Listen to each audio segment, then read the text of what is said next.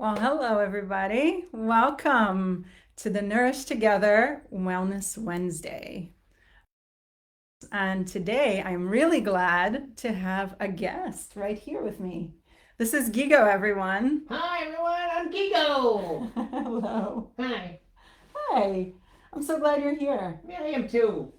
So please send us your questions. We really want these wellness minutes to be all about answering any questions, concerns that you might have regarding nutrition and wellness. And then I can look it up on Guacapedia.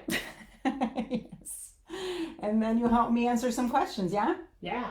And you can help me ask some questions too, maybe. Okay. All right. So we've been doing these Facebook Lives, and the last three parts, the three series, were all about safely detoxing at home. And today we want to wrap that up with a question that actually Gigo had when he was watching all of the other Facebook Lives. Is that right? Yes. Okay, so tell me, Um, how was that for you?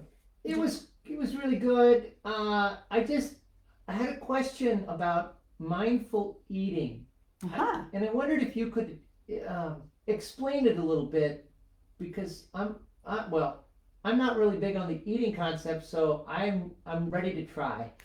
Okay, that's great. And mindful eating is actually one of my favorite subjects because we could be eating the best food in the world, the best avocados, for example. Yeah. But if we're eating it in a hurry or while we're upset or in a very stressful place, we are not going to get the full nourishment from that food. And so addressing how we eat is just as important as addressing what we eat. Oh, Yeah, how about that? wow. So, mindful eating is really just about paying attention. And so that's something we can all do. It's free, it's available to us at all times, at all meals.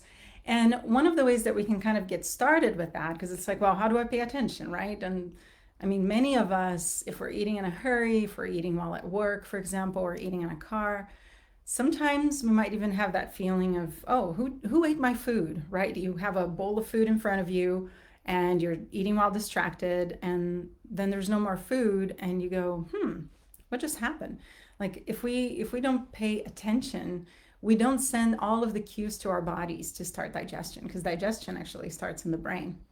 And so even if you close your eyes for a second and just think of your favorite food, you might notice that you start releasing saliva, right? The brain starts sending messages to the whole body to get ready to digest. And so one way we can do that, a really good exercise that you can do at home. And if you're watching this right now, you can grab a little piece of something. It could be a piece of fruit. So here I have a little cutie. Or it could be a nut. I have a little pecan. It could be a walnut. Could be any nut. Could it be an avocado pit? That might be really hard to eat, actually. Even though your pit is full of nutrients and it can be used in certain things, it's not really the easiest thing to eat. Oh. But it could be a bite of avocado. It'd be a very interesting texture one to do this with. Huh. Yeah, maybe some guac. All right. Or it could even be a little piece of chocolate. This is actually one of the functional chocolates that I absolutely love. This one has GABA and L-theanine, has no sugar, and it is delicious. So if you're into functional chocolates, send me a note. I can, hook you up. So the first thing about paying attention is actually thinking about these choices that you have. Oh, there you are, that you can give yourself, and think about, what am I drawn to first and why? And so right now, I'm actually really drawn to this pecan. I'm not quite ready to have something sweet yet, but I am ready to have a little bit of protein, fiber, healthy fats. Okay? So Okay. first is the choices, right? Why are we drawn to certain choices? So asking ourselves that. Then you start looking at the thing you chose, and think for a moment that you've never seen it before. It's hard to do, right? We've all seen pecans before, most of us. But just for a moment, think, this is the first time I am looking at this. And see if you notice anything different that you hadn't noticed before.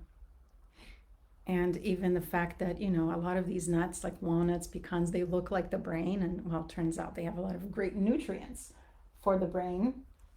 Wow. So So that's very interesting. I can see lines that look like veins, and so you can have your own experience with what you are exploring. The next step is to actually bring it to our nostrils and just take a sniff and see if you notice anything new about the way it smells. I mean, a pecan, I can definitely smell pecan pie. You know, it's like having the whole pie in this little nut right here. Ah, it's just missing some cinnamon, but it's very aromatic actually. And then the next step is to put it in our mouths and not chew quite yet. And so I can talk, I'm going to spare you from me talking with this pecan in my mouth. But when you put it in your mouth, you can notice how saliva just kind of starts gushing out. And it's actually a little uncomfortable to hold something in our mouths and not chew, right? Because we are trained to do that. We put it in our mouths, we start chewing. And so just holding it for a second and even feeling like, do you feel the taste? Do you sense the taste of it when it's in your mouth? What's happening? What is your body wanting to do automatically that you get to notice for the first time? And then you can chew. And in chewing, you can even see like where in your tongue or where in your mouth do you feel the flavor the most? What is the texture? Do you chew enough so that it changes texture completely before you swallow, right? So those are interesting things to just know about yourself and how you have been eating. And then as you swallow, you can really focus on the sensation of that food first being separate, right? Being this pecan. And then at what point does the pecan become Thais? At what point does this food become me? When I eat you, at what point do you become me? Whoa. That is so profound. And, you know, it would probably be difficult to do this at every meal with every bite. We wouldn't have enough time to do that, would we? No. Yeah. So the notion really is to do this every once in a while as just a way to check in of like how fast are we eating, how much are we paying attention to the choices that we're making, and how are we paying attention in this piece of when does this become me? Because everything we put in our bodies becomes us. And just the understanding of that and connecting to that once in a while, it could be just the first bite of a meal. It can have a really profound influence in the choices that you make. And it has certainly in the choices that I have made. So that is a little bit about mindful eating. Does Okay. that kind of answer your question? Kind of. I think I'm ready to try. Okay, let's give it a try. So do you want chocolate, fruit, or pecan? Pecan. Okay, I will give you my little pecan. Shall we really try this? Yeah. Are you ready? Yeah. Okay, Yeah. there you go. Huh. Okay. Okay, let's try again. How? Oh, oops. Okay, I One think I'm more gonna time, need one more one more time. time. Are you sure? Okay, Come on. there you go.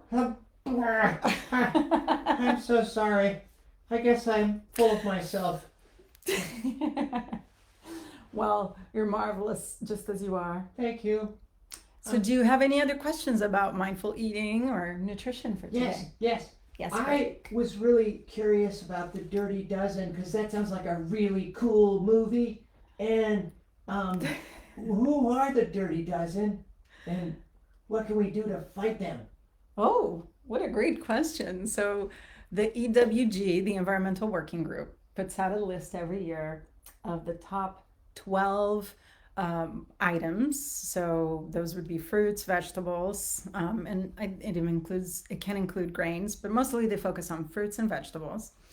And the Dirty Dozen are the top 12 that have the most toxic content, meaning they have, between fertilizers and pesticides, they have residues of those chemicals that we put Don't in tell me avocados are on that list. Well, avocados are actually in the clean 15 list. Yes, I knew it. I knew it. Yes. So thankfully, because you have such a cool skin, Yeah. it can tend to protect you a little bit better. But it's one of those things where we really want to assess, especially when we're figuring out our budget for doing grocery shopping. What are the things that are the safest when they're conventional, and which are the ones that we really want to avoid, that we only want to eat when organic? For example, strawberries. They really kind of soak in all of those toxic residues, so we're better off not eating a strawberry if it isn't raised in an organic fashion. So clean up your act, strawberries. Yes.